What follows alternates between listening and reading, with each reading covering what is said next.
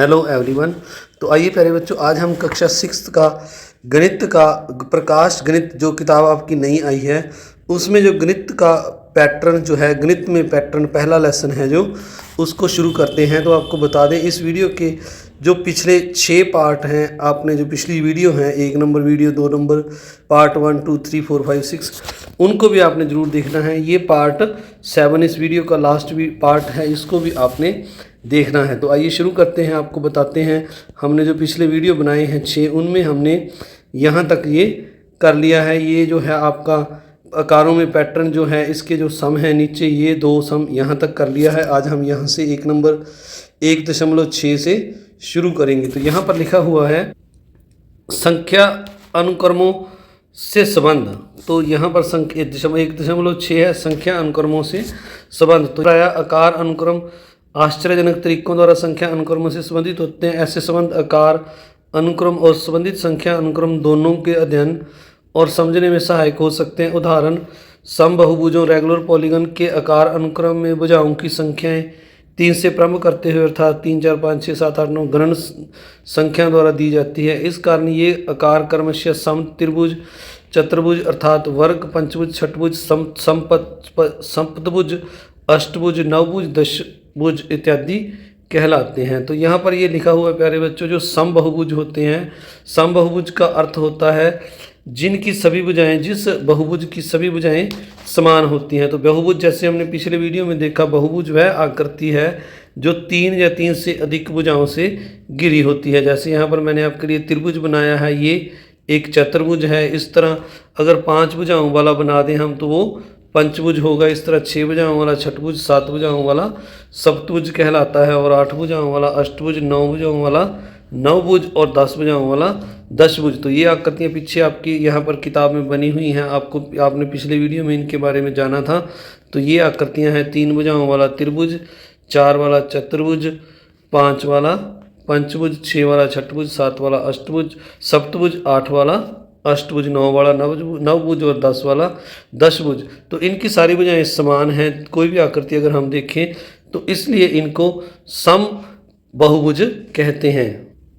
तो आइए अब हम आगे चलते हैं। यहाँ पर लिखा हुआ है सम शब्द सम यह इंगित करता है कि इन आकारों में भुजाओं की लंबाइयाँ समान हैं और साथ ही कोण भी समान होंगे। तो जैसे मैंने बताया, इनकी सभी भुजाएं समान होंगी तो इनके अंदर बनने वाले कोण भी समान होंगे। जैसे मान लीजिए ये एक सम त्रिभुज है, तो यदि इसकी भुजा 6 है तो ये भी सर 6 होंगी, तो इसको समबाहु त्रिभुज कहते हैं। तो इसके अंदर ये यहाँ पर कोण बन रहे हैं, ये तीनों कोण भी बराबर होंगे, यानी इसके तीनों कोण 60-60 डिग्री के होंगे बराबर।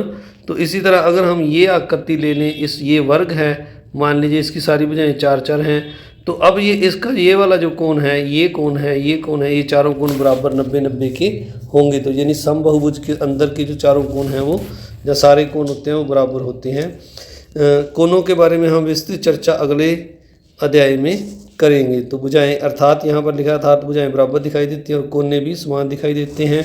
कोनों के बारे में हम विस्तृत चर्चा अगले अध्याय में करेंगे। सारणी 3 के अन्य आकार अनुक्रम का भी संख्या अनुक्रमों के साथ संबंध है। तो आइए हम अब आगे जो यहाँ पर लिखा हुआ ये सम है, इनको करते हैं। आइए पता लगाइए। पहला सम है समबहुभुजों के प्रत्येक आकार अनुक्रम में भुजाओं की संख्या ज्ञात कीजिए। आपको कौन सा संख्या अनुक्रम प्राप्त होता है? समबहुभुज के प्रत्येक आकार अनुक्रम में आकृतियों के कोणों के विषय में आप क्या कहेंगे? क्या आपको वह संख्या अनुक्रम प्राप्त होता है? क्या आप स्पष्ट कर सकते हैं कि ऐसा क्यों होता है? तो प्यारे बच्चों, अगर हम इसको ध्यान से देखें तो यहाँ पर 4-5 क्वेश्चन बना दिए इसने। एक में पहले में पूछा है भुजाओं की संख्या, मैंने इसको ए पार्ट लिखा है। आपको कौन सा अनुक्रम प्राप्त होता है? मैंने इस प्रश्न को बी लिखा है। समबहुभुज के प्रत्येक आकार अनुक्रम में आकृतियों के कोने के विषय में आप क्या कहेंगे? तो मैंने इसको क्वेश्चन सी रखा है। क्या आपको वही संख्या अनुक्रम प्राप्त होता है? इसको डी रखा है। जैसे मान लीजिए, तो आगे है क्या आप स्पष्ट कर सकते हैं कि ऐसा क्यों होता है? तो इसको क्वेश्चन ई में रखा है। तो इस तरह इसके जो अलग अलग उत्तर हैं मैं आपको बारी बारी से दिखाता हूँ।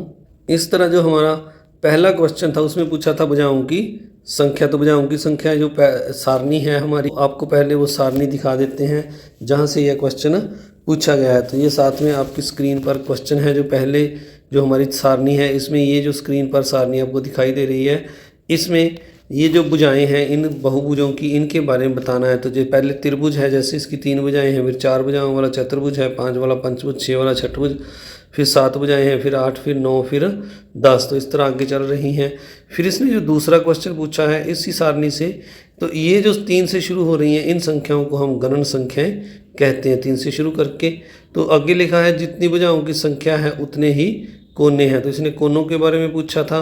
तो जो इसके कॉर्नर होते हैं, जैसे मान लीजिए ये त्रिभुज है, तो इसका एक कॉर्नर ये है, एक ये है, एक ये है, तो इसके 3 भुजाएं हैं, 1 2 3, तो 3 ही कोने हैं, यानी जितनी भुजाएं होंगी उतने ही कोने होंगे। तो 3 भुजाएं हैं तो 3, 4 है तो 4, 5 है तो 5, 6 है तो 6। इसके बाद अगला क्वेश्चन पूछा था हमसे, क्या आपको वही संख्या अनुक्रम प्राप्त होता है?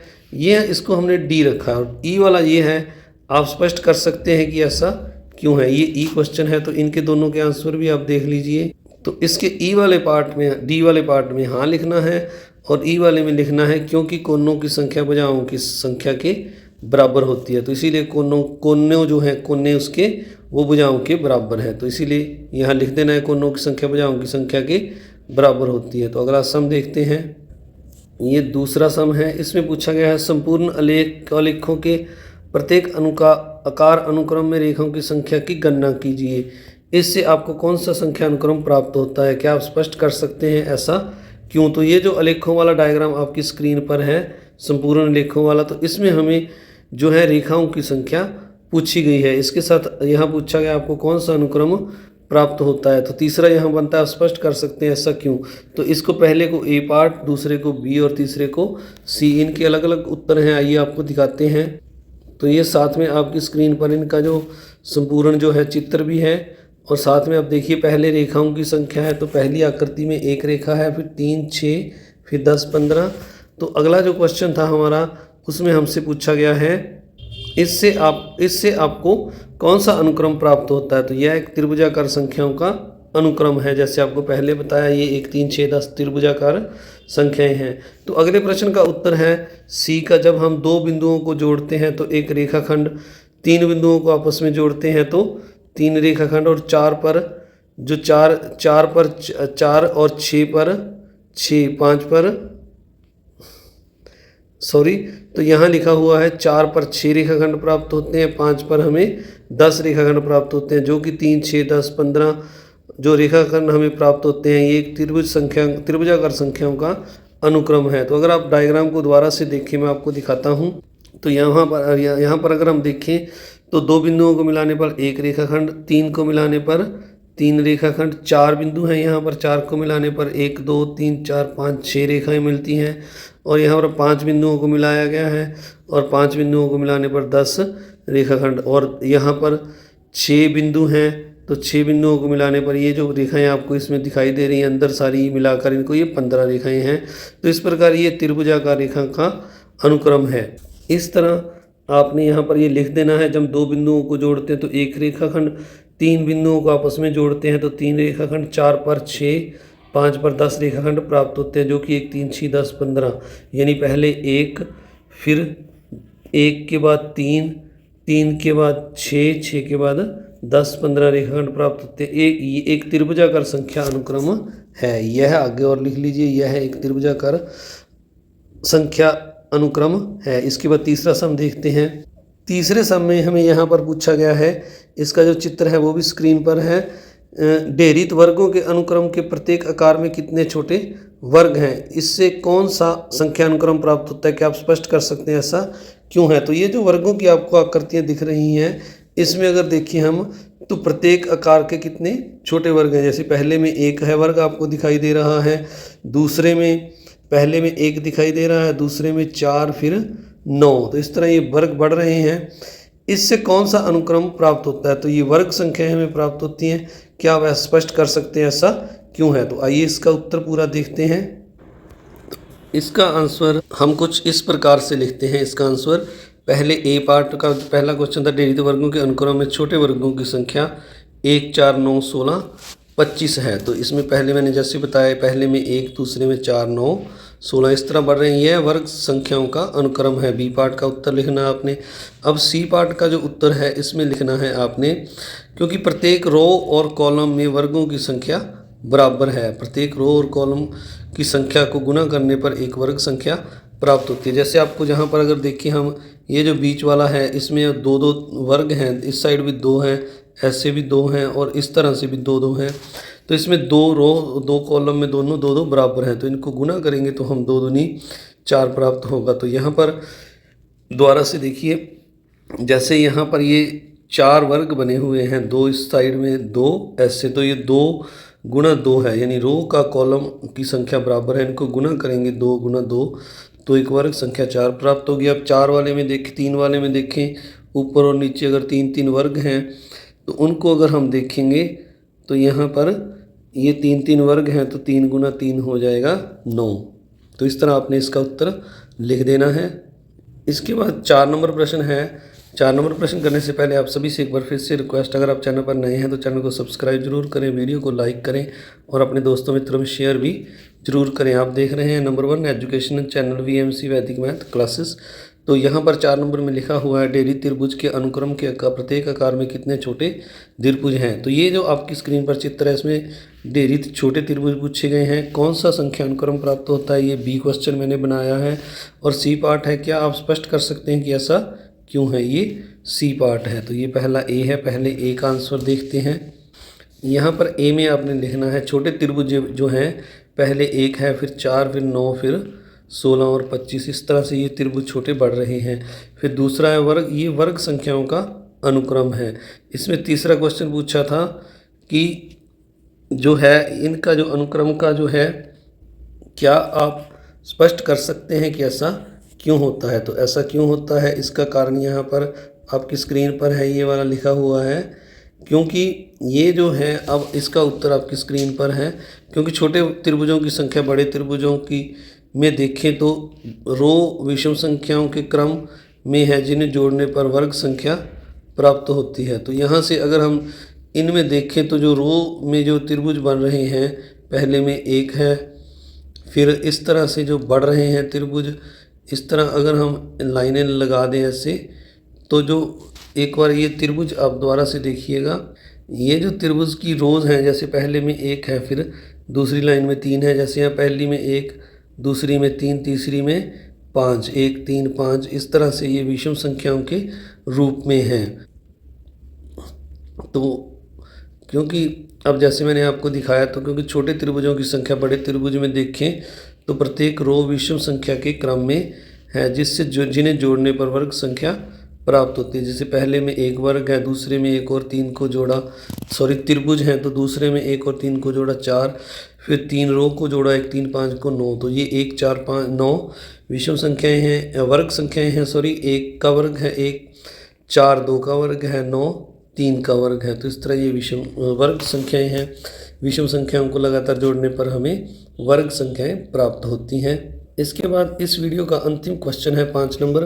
कोच हिमकन जो वाले अनुक्रम में एक आकार से अगला आकार प्राप्त करने के लिए प्रत्येक रेखाखंड को एक गति उभार, यानी ये रेखाखंड है, स्पीड बम्प में यानी स्पीड ब्रेकर के रूप में प्रस्थापित करना पड़ता है। जैसे जैसे अधिक से अधिक बार लिख किया जाता है, वैसे वैसे परिवर्तन अत्यधिक छोटे छोटे रेखाखंडों के साथ छोटे और अधिक छोटे होते जाते हैं। कोच हिमकन के प्रत्येक आकार में कुल कितने रेखाखंड हैं, इन संगत संख्या अनुक्रम क्या है। 3 4 3 12 48 अर्थात 4 की घात का 3 गुना इसका उत्तर है, यह अनुक्रम सारणी में नहीं है। तो इसका उत्तर जानने से पहले आप सभी से रिक्वेस्ट, अगर आप चैनल पर नए हैं तो चैनल को सब्सक्राइब कर दें, वीडियो को लाइक करें और अपने दोस्तों मित्रों में शेयर भी जरूर करें। तो यहाँ पर हमसे ये पूछा गया है कि जो कोच हिमकन प्रत्येक आकार में कुल कितने रेखाखंड हैं। तो पहले अगर देखें, पहली जो आकृति हमारी इस तरह से है, तो इसमें 3 हैं। अब मैंने जैसे पिछली वीडियो में बताया था, तो ये इनको बीच में से ब्रेक करने पर इस तरह से जो उभार हैं इस तरह बनेंगे।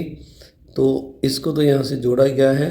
मैं आपको पिछली वीडियो आप ज़रूर देखें मेरी, उसमें आपको ये बात क्लियर हो जाएगी किस तरह से बने हैं। तो अब इनको गिनेंगे इस तरह से अगली आकृति में, तो इनकी संख्या 12 होगी, फिर 48 होगी। तो इस तरह से आपने इस सम का उत्तर लिख देना है। रेखाखंडों की संख्या 3 12 48 192 768 है। तो 3 से शुरू करके अगली संख्या पिछली संख्या का 4 गुना है, यानी 3 को अगर 4 से गुना करेंगे तो 12 प्राप्त होगा। अब 12 को 4 से गुना करेंगे तो 48, 48 को 4 से गुना करेंगे तो 192 प्राप्त होगा, फिर 768। तो आइए अब अगला देखते हैं इसका अंतिम पार्ट। अंत में जो सारांश है पाठ का, इसको हम जल्दी से पढ़ लेते हैं। यहाँ पर पहला पॉइंट लिखा हुआ है, गणित को पैटर्न की खोज और उन पैटर्नों के अस्तित्व के स्पष्टीकरण के रूप में देखा जा सकता है। दूसरा पॉइंट लिखा है, गणित में पाए जाने वाले सबसे मौलिक पैटर्नों में संख्यानुक्रम है। तो सबसे अधिक संख्यानुक्रम पैटर्न में मिलेंगे। संख्यानुक्रम के कुछ उदाहरणों में गणन संख्याएं, विषम संख्याएं, सम संख्याएं, वर्ग संख्या, त्रिभुजाकार संख्याएं, घन संख्याएं, विरहंक संख्या और 2 की घात शामिल है। तो प्यारे बच्चों, इन सभी क्रमों के बारे में हमने इस वीडियो में जो इस लेसन में पढ़ा है। तो इसके बाद है, कभी कभी संख्यानुक्रम एक दूसरे से आकर्षक और उल्लेखनीय तरीकों से संबंधित हो सकते हैं। उदाहरण के लिए, 1 से शुरू होने वाली विषम संख्याओं के अनुक्रम को जोड़ने पर वर्ग संख्याएं प्राप्त होती हैं। एक हमने यहाँ पर इसमें जो लेसन में हमने अलग अलग संख्याओं के योग के बारे में पढ़ा, जैसे विषम संख्याओं को जोड़ने पर हमें वर्ग संख्याएं प्राप्त होती हैं। आगे लिखा हुआ है, चित्रलेख, चित्रों के बारे में, चित्रों का उपयोग करके संख्यानुक्रम के दृश्य अंकन से अनुक्रम और उनके बीच संबंध को समझने में सहायता प्राप्त होती है। इस लेसन में हमने चित्रों के पैटर्नों को भी अच्छे से समझा है। आगे लिखा है, आकार अनुक्रम गणित में पैटर्न का एक और मौलिक अधिक प्रकार है। आकार अनुक्रम के कुछ महत्वपूर्ण उदाहरणों में समबाहुभुज, संपूर्ण ग्राफ, डेरी त्रिभुज और वर्ग कोच हिमकन पुनरावृत्तियां सम्मिलित होती है। आकार अनुक्रम संख्यानुक्रम के साथ अनेक रोचक संबंध भी प्रदर्शित करता है। और एक हमने इस लेसन में समबाहुभुज, संपूर्ण ग्राफ, डेरी वर्ग त्रिभुज और कोच हिमकन के बारे में पढ़ा। तो इस वीडियो को देखने के लिए आप सभी का बहुत बहुत धन्यवाद। अगर आप इस लेसन को अच्छे से पूरा करना चाहते हैं तो इस लेसन के जो इस वीडियो के जो दूसरे पार्ट हैं 1 से लेकर 5 तक, उनको भी आपने सभी को देखना है। Part 2, part 3, part 4, part 5, part 6, part 7, ये जो पार्ट है 7 है। तो आपने इन सभी को अच्छे से देखना है। आप सभी का बहुत बहुत धन्यवाद। Thank you very much. Channel को सब्सक्राइब करें, वीडियो को लाइक करें और शेयर भी जरूर करें।